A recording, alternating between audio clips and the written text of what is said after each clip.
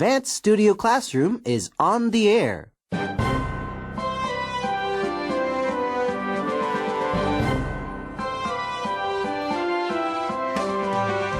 What does it take to be a good father? Can you do it? Well, let's find out in today's article.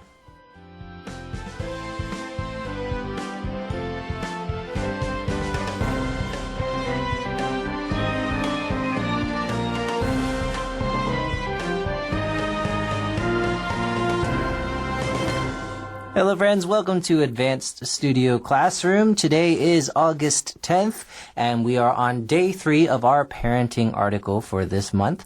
It is great to have you here with us. My name is Campbell, and as I said, we have been discussing this idea of parenting and being fathers and what it takes to be a good father. Now, I have two seasoned parents here in the studio with us. I have Lois and Mike here. Hello, friends. Thanks for joining us again today. Hi, Campbell. Campbell, good to be back. Well, you guys have been giving a lot of great insight as parents of grown children. I have been gleaming a lot from you guys because I'm just kind of starting this journey of fatherhood. And yesterday we ended our article talking about how children will be gone soon, right? How quickly the time passes. And that's hard for me to imagine, because again, my children are 5 and 2. So I'm going through that terrible 2 phase where they get very frustrated at the littlest things and just roll on the ground and throw tantrums and, and you guys are laughing because you guys have been there. But, I constantly remind myself of things like that you guys were sharing, how it passes so quickly, you really have to cherish those moments. And yesterday we talked about how parents look back with amazement and wistfulness at how quickly it went. Yeah. And, I just want to remind, when you say what you do, Campbell, I want to remind parents too, just because of the age of my kids, like I've mentioned, my oldest 29 and my youngest 26. Kids don't mature at the same rate either. Mm-hmm. And, some kids might be ready for university at 18, but some kids might not be ready for it till they're 20. Mm-hmm. Like, I know sometimes you're always looking down the road because they do such a good job of marketing nowadays that you are looking down the road. Right. But you know what? Your household, your children will be different than the next door's household and children. Sure, yeah. And I sometimes think my generation, when we were raising our kids, tried to make them a little bit too much like cookie cutter kids. Mm-hmm. Everybody the same. Everybody the same. Everybody matures at the same rate. And now we've learned so much since then, haven't we? Yes. Yeah. I think the decision to be a parent really begins before you even have the children, though, Campbell. You have to really count the cost. If you want to bring children into the world, you have to ask yourself, do I have the time and do I have the resources that this child will need? It's almost like, do I have the money to buy a new house or do I not? Do I have the money to buy a car? Do I not? You have to kind of look at it the same way. I'm bringing this child in the world. Am I going to give that child the adequate time it needs? Right, yeah. Can I provide the environment that it needs? It's important to ask yourself that. Right, yeah. And it's a lifelong commitment, as we were saying yesterday. It's once you become a parent, you're always going to be a parent. Right. Always. And I'm in the stage now where I have to watch out for my parents. Yes. So here I am, a child, because I'm a child to my mom and dad. Right. But I have to watch out for my parents now. Mm-hmm. So you also have to realize that you, at one point, might really depend on your children. Yes. And I don't mean financially. My parents don't depend on me financially, but they do depend on me to help out and help them. And I'm glad to do it. Right. Yeah. Yeah. I think when we think about being parents and all that it takes to be a good father or mother, it can be very daunting, right? It can be very overwhelming, and you can have thoughts of, well, what if I mess up, or what if I do this wrong, or what if I do that right, or what is the best way? And there's countless books out there that tell you what's right, and they kind of all conflict, right? Different books will tell you different things, and you never really know. But I think the encouraging thing is that as long as we try and as long as we really love and give our time to our children, it can make a difference. Well, you have to know going into it that nobody's going to be a perfect parent. Right. But you also look at it and say, people have been doing this for generations upon That's generations, and I turned out okay. Obviously, my parents did a good job. You have to have confidence in yourself. I can do this. Yeah, you can do it. And that's actually the title of our section that we're going to be starting today. We are going to start our lesson today on page 20, and our section is entitled, You Can Do It Right. So let's start our lesson. If you've got your magazine, please do open to page 20 or your mobile device. Open up and join us.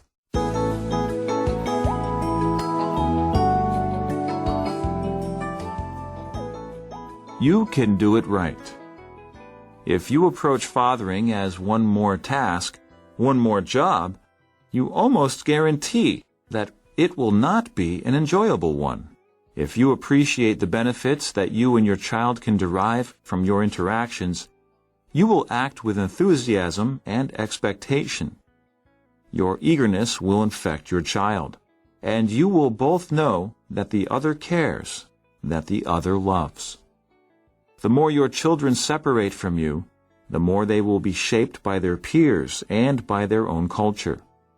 We increasingly fret over their well-being as they slip away from our protective shield. But we can lay a foundation that will enable them to make the right choices. We can ensure that they feel loved, so they do not reach out for recognition in destructive ways. And when they are conflicted and cannot make up their minds, we can create a relationship that invites discussion and is open to guidance. You are in the fortunate position of seeing to it that your child has the parent he is entitled to have.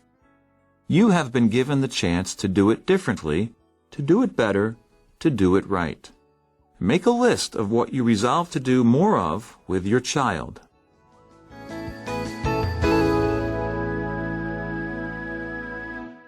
You can do it right. But how? Well, sometimes when we think about being a parent or being a father or a mother, it can seem very overwhelming, as we were saying. And we start off this section saying, if you approach fathering as one more task, one more job, you almost guarantee that it will not be an enjoyable one. What do you think about that, Mike? Well, looking at this, it says if you approach fathering as one more task, but you have to see children as a gift. Right.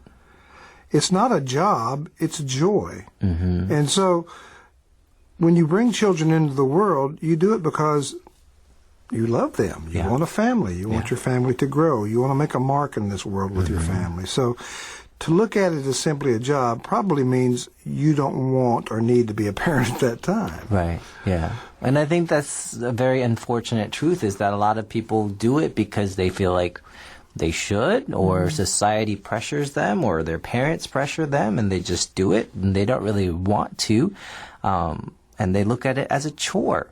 But for me, you know, I've always loved children, and I've always wanted my own children, and there's nothing sweeter to me than when I come home and my children, like, they light up, you know, and they run to the door and they say, "Baba, Baba," you know, and they get so excited, and there's just such joy in that for me, you know, and God blessed me with two girls that somehow look exactly like me physically, you know, and so kind of when I look at them, I kind of see a reflection of myself. Yeah. And it makes me think of how the Bible says that we're created in God's image. Right. And I can't help but think that when God looks at us, he sees a reflection of himself and that love that pours out for us when he sees us because of that. I agree. So they look like you physically. If you do your fathering job right, one day they'll act like you, morally and spiritually. Yeah. So that's important. That's your task. For sure. Yeah. And you know, it's a miraculous thing to me how some people who probably before they had children thought it was going to be such a job and such a chore. Yeah. And then all of a sudden, they're like the most joyful parents. It's like, wow, I never thought you would be like this. Right. And they I always say they get off on parenting. Like they just really, and they had all kinds of trepidation. Yeah. Should I do this? And once again, I think it's just God giving you the ability and the grace to be the kind of parent you really, truly hope to be. Right, yeah. And I mean, every child needs a different type of parent, right? Right. And you may have 2 of your own children, but each of them need a different style of parenting. Yeah. My oldest, some of you know, my oldest is a special needs child. She was a preemie, and because of that, she has some developmental delays. And, people often say, well, God gave you this child because He knew that He could trust you with her. And that really touched me, that God would entrust me with this life and this child. I always discovered, Campbell, that you never lack for advisors either. You always seem to have people around you that are going to love your child almost as much as you do. Yes. And they're going to give you good advice. Right. And they're going to help you at times, whether it's through babysitting or coming over and being like an aunt or an uncle to the child. Yes. That's important. People don't realize it's usually there for you. Right, yeah. You're not alone. Right, yeah. And that's why the second sentence here is so important. It says, if you appreciate the benefits that you and your child can derive from your interactions, you will act with enthusiasm and expectation. To see that it's not just you giving, but that you actually are able to receive things from your children as well and learn things. Yeah. I definitely grew as a man, as a person, after becoming a father, right? Even things like learning how to observe the child and his or her behavior before responding. Right. My oldest, a lot of times, she'll be grabbing at my arm and say, "Baba, baba," and I'm like, "I'm busy. Can I have a second?" And I'm just like, "Your toy's right there. Go play with it." And I just remember just a couple days ago, she just started crying, and I was just like getting so frustrated because I'm like, "Your toy's right there. I just need 2 minutes." And then it was then that I realized there were parts missing to her toy. She wanted me to help her get those parts so she could play the toy, and when I realized that, I felt so bad. It goes back to the theme of our lesson here today, is time. Yeah. At that moment, that was her greatest need, and also it was your greatest responsibility as a parent to stop and to meet that need. Right. Because she needed you. Who else is she going to depend on? Right, yeah. So, learning how to cherish that time and not look at it as an interruption or as a inconvenience. Yeah. Right, and having that eagerness, right, as this our article says, your eagerness will infect your child, and you will both know that the other cares and that the other loves. I think none of us enjoy spending time with people who we feel like they're just there because they have to be. Right. But when we can spend time with people who we can tell that they really enjoy this time that they're spending with us, it makes us feel really special. Right. And as a father of young children, does it make you feel great when people ask about your kids or people comment on your kids or even, light up when you talk about them? Right. Like, that means, they're supporting you as a father. Yeah. And they're invested in your little family as well. For sure. Yeah. Our article here says, the more your children separate from you, the more they will be shaped by their peers and by their own culture. And it goes back to what we were saying yesterday, that we're not going to always be able to be with our children all the time. I used a phrase on day one, it says 24/7. That just means 24 hours a day, 7 days a week. You're not going to be able to always be there. But are you going to be able to continue your influence on your children's lives? And that is dependent on how much time you've invested, right? And it says here, we increasingly fret over their well-being as they slip away from our protective shield. Now, my children are kind of still within my protective shield, Right. but both of your children have kind of grown up. Do you guys feel this kind of fret or this worry or anxiety over your children? I don't really feel that. The thing that encourages me is, even though my daughters are grown and they live away and they have their own careers and they're making their own way in life, they still call for advice. So obviously I did something right. Yes. They value my opinion and their mother's opinion as well. For sure, yeah. I mean, I see how you, because I know both of your daughters, and I see how you guys interact with your children. I think it's really sweet, you know, and I think I can see why they would call you. I would call you for advice if I were your son. You know, I think you guys, both you and Pam are very wise, and you have a lot of good knowledge to offer. And I think that it's great that both Audrey and Emily both realize that, and they appreciate that. Well, I think, Campbell, the thing that gives me the most gratification and makes me realize I did a fairly adequate job is the way my oldest daughter, relates to her daughter, and how much time she spends with her, and how her needs are paramount in her life at this moment. And I think, did she learn that from me? I hope she did. I think she did. Yeah. Well, I think you did a good job of laying a foundation, as it says here, laying a foundation that will enable them to make the right choices, which just means showing them how to make choices so that even when they're away from you, they'll be able to make the right choices on their own. Right, or being very honest with your kids. I know I have done this in the past. You have your own choices to make. Just remember there will be consequences too, whether they be good or bad. Right. And, you talk that through with your kids.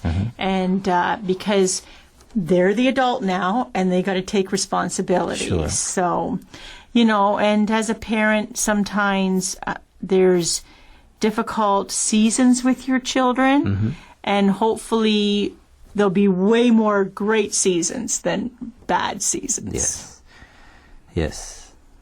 And this next sentence here, I feel, is really, really critical. It says, we can ensure that they feel loved so that they do not reach out for recognition in destructive ways.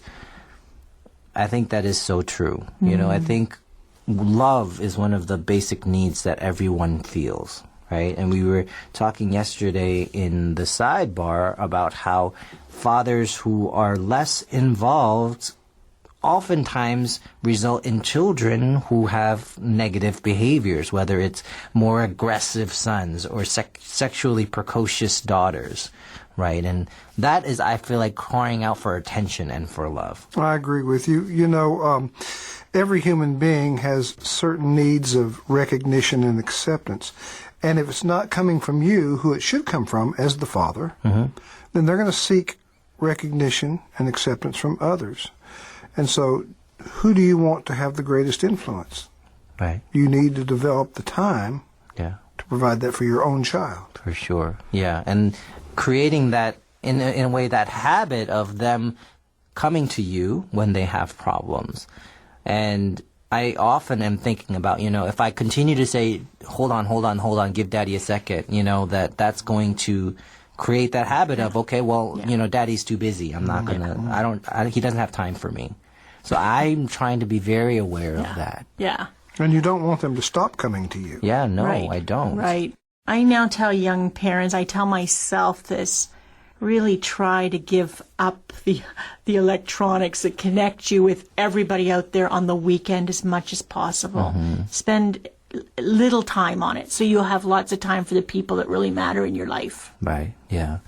And this next sentence kind of addresses that. It says, when they are conflicted and cannot make up their minds, we can create a relationship that invites discussion and is open to guidance. And that's kind of what you were talking about with your daughters, Mike, right? Just having that relationship where they, even though they're off on their own, they're comfortable to call and ask. And that starts when they're children, doesn't it? Yes. That you develop a climate of openness and discussion.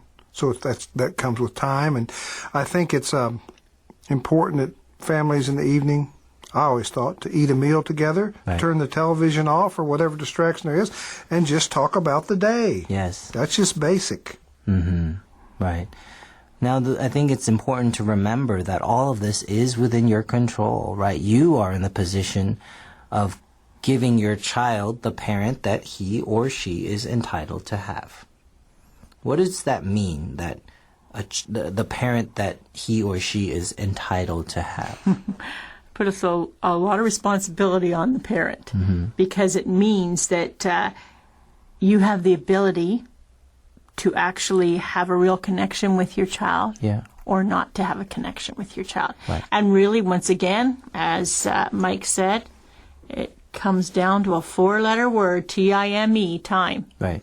So you can say you love your child, but if your child never actually experiences time spent, they tend to just dismiss that. Right. Yeah. And it goes back to our deck from day one, carving out that time. Because we are busy and there are many things calling for our attention and many things we need to do, but we need to set aside that time, right? And now we see this article, we've been given the chance to do it differently. We can do it better. We can do it right.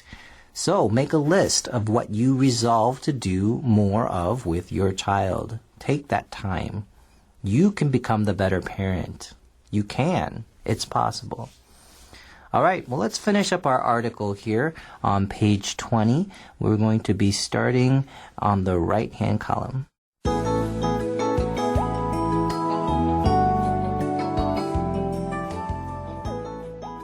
Our tendency is to imitate what we have seen in our own fathers and to cast our expectations after those. Don't repeat the mistakes your father made.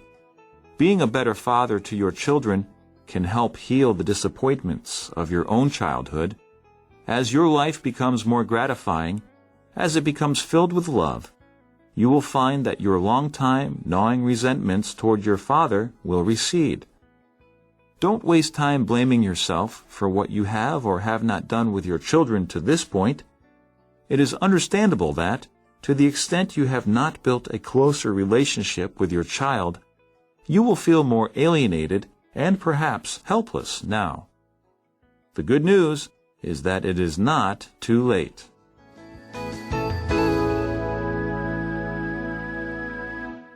So what if you didn't have a good father? What if you didn't have someone to model this for you? Could you still be a good father? Well, we start off this section saying our tendency is to imitate what we have seen in our own fathers and to cast our expectations after those. But are you destined to just repeat what your father did? What do you think, Mike? Well, as I said earlier, Campbell, I came from a divorced home. So, in one sense, that helped me when I became an adult because I decided and determined my family life was not going to be like that, that I was going to be there. I was going to be a stable presence for my family. That was very, very much a goal I had in mind. And I think it was because of the pain that I had suffered as a child of having come from a broken home. Did the broken home start when you were a child? Yes, 7 years old. Wow. Wow. So you made a conscious decision, I'm not going to be like my father. I'm not going to be like my father, exactly. Okay. And my wife also. Her father was not present, and she made the same decision. We talked about that. That was part of our goal for parenting, even before we brought children into the world.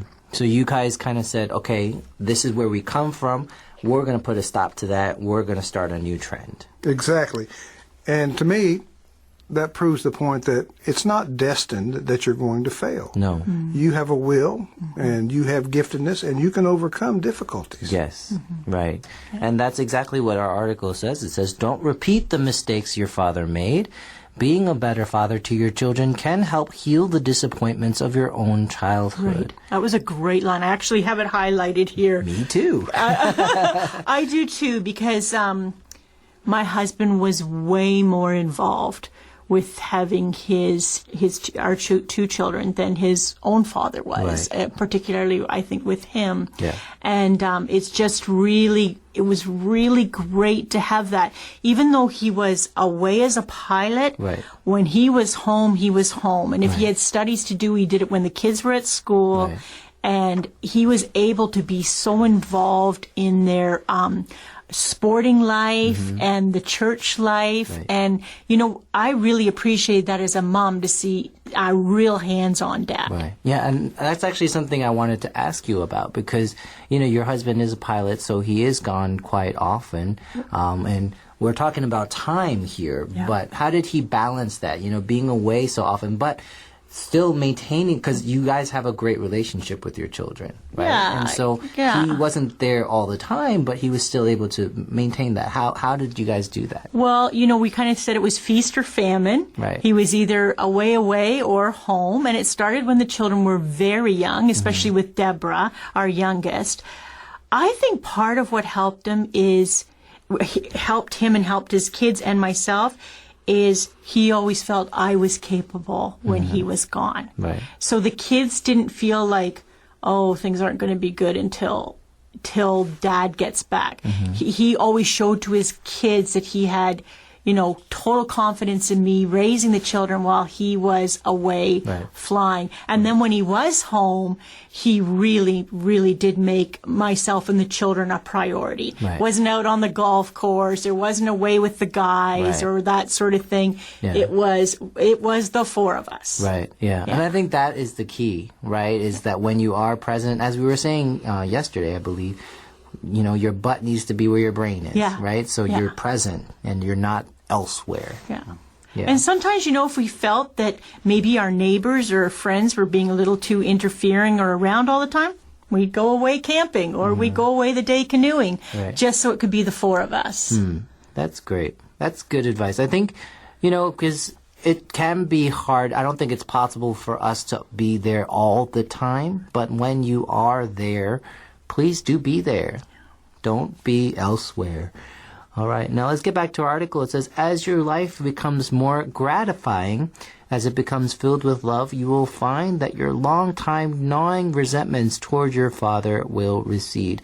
Now, do you find that to be true for yourself, Mike, that, you were really young when your father divorced your mom, and I'm sure that caused a certain amount of pain for you. It caused pain and it caused anger.